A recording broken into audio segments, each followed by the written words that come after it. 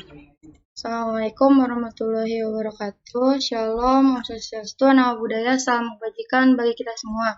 Sebelumnya yang terhormat kepada Bapak Yan Sofyan selaku dosen pengampu mata kuliah praktikum basis data lanjut. Izinkan saya untuk memperkenalkan diri terlebih dahulu. Saya Esmeta Samira dengan NIM 2019-230039. Pada hari ini saya akan mengerjakan praktikum UAS untuk praktikum basis data lanjut. Yang pertama itu kita akan membuat database dengan nama UAS. Kemudian kita akan membuat beberapa tabel dari mahasiswa, jurusan, dan aplikasi. Nah, maka dari itu kita akan membuat database terlebih dahulu. Untuk database itu kita create database, kemudian kita beri nama itu UAS. Kemudian kita save.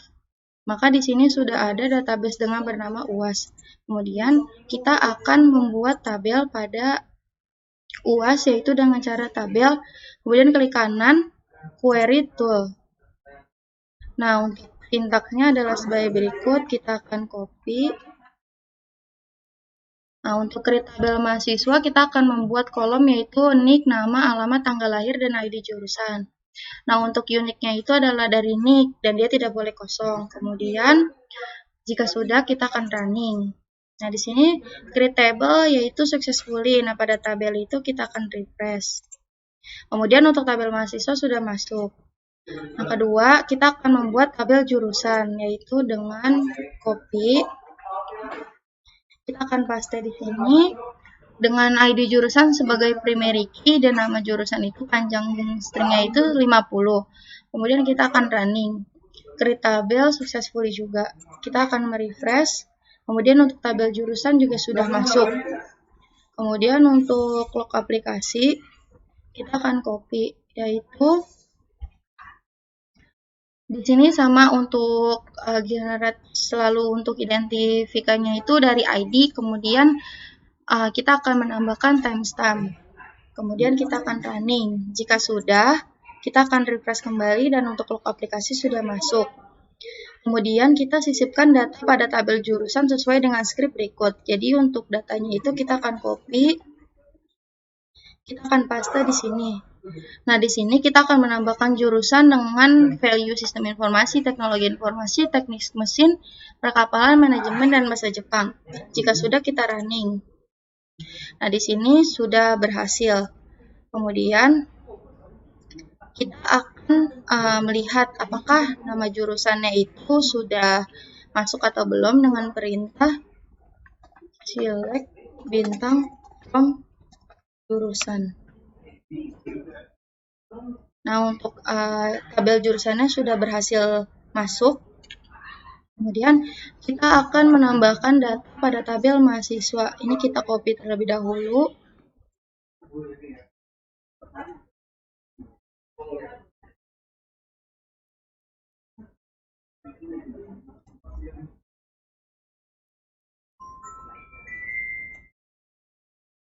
Kemudian kita akan paste di sini. Kita untuk tabel mahasiswa akan berisi nick, nama, alamat, dan tanggal lahir dan ID jurusan. Kemudian jika sudah kita running, maka di sini insert 01 sudah successfully. Kemudian kita akan mengecek. Sebelumnya kita akan refresh dulu. Untuk mengeceknya itu kita dengan cara select bintang from mahasiswa. Jika sudah kita running. Nah, di sini sudah berhasil memasukkan value dari tabel mahasiswa. Kemudian kita akan membuat view dengan nama view mahasiswa jurusan yang akan menggabungkan inner join pada tabel mahasiswa tabel jurusan. Jika view tersebut ditampilkan akan menghasilkan baris tersebut. Maka di sini kita akan membuat di view-nya, klik kanan, query tool. Nah, di sini kita masukkan yaitu read view mahasiswa jurusan S select mahasiswa underscore nama mahasiswa dot alamat, kemudian mahasiswa dot nama underscore jurusan. Kemudian kita ambil dari tabel mahasiswa, kemudian inner join untuk tabel jurusan using kita pakai ID jurusan. Create view, jadi kita akan membuat view dengan nama v mahasiswa underscore jurusan, kemudian kita akan mengambil nama, alamat, dan nama jurusan. Mohon maaf, di sini dari tabel jurusan. Jadi untuk nama, alamat itu dari tabel mahasiswa, kemudian nama jurusan dari tabel jurusan. Kita mengambil dari tabel mahasiswa yang inner join kepada tabel jurusan dengan kuncinya yaitu ID jurusan. Kemudian kita running, maka create view itu berhasil. Maka di sini kita akan refresh dan kita buka. View sudah berhasil di input. Kemudian kita akan menampilkan apakah view ini sudah dapat digunakan atau belum, yaitu select bintang from nama view tadi. Jika sudah, kita running. Nah, maka di sini sudah masuk untuk view-nya. Kemudian sudah sama hasilnya. Buat function dengan nama maksimal XKS. Fungsi ini jika dipanggil akan mengembalikan nilai 20. Lihat contoh pemanggilan tersebut. Jadi kita di sini akan membuat function yaitu adalah create function maksimal KS. Kemudian returns integer S $puji $. Kemudian begin return 20. Kemudian N, kemudian $puji $, language PL, PG, SQL. Nah, di sini kita akan membuat function dengan nama maksimal underscore SKS yang akan mengembalikan nilai integer yang berisikan 20. Jika sudah, kita running. Dan di sini create function sudah berhasil. Maka di sini kita akan refresh, kemudian kita akan lihat, nah maksimal SKS sudah ada. Maka kita akan panggil yaitu dengan cara select maksimal underscore SKS. Jika sudah, kita running, maka di sini sudah ada untuk maksimal SKS dengan integer yaitu mengembalikan nilai 20. Sudah sama hasilnya. Kemudian kita akan membuat storage procedure dengan nama tambah jurusan. Jika storage procedure ini dipanggil, akan menyisipkan baris baru pada tabel jurusan. Contoh pemanggilan lihat di bawah ini. Jadi ketika dipanggil call tambah jurusan ekonomi, dia akan masuk. Kita akan mencobanya, yaitu dengan perintah create or replace prosedur tambah jurusan. Kemudian untuk nama jurusan varchar itu 50. Kemudian language PL, PG, SQL, PL, PG, SQL. Kemudian S $, kemudian begin insert into tabel jurusan dengan nama jurusan, kemudian untuk value-nya itu adalah nama jurusan. Kemudian kita N $. create or replace prosedur, tambah jurusan, nama jurusan, varchar 50, insertnya itu nanti kita ketikkan nama jurusan. Kemudian jika sudah kita running, dan di sini create prosedur itu sudah successfully. Kemudian untuk prosedurnya kita akan refresh dan kita akan lihat untuk tambah jurusan ini sudah bisa digunakan. Maka kita akan perintah call tambah jurusan itu adalah ekonomi. Kita running. Nah, di sini sudah successfully. Maka kita akan memanggil jurusan, apakah sudah masuk atau belum? Jurusan.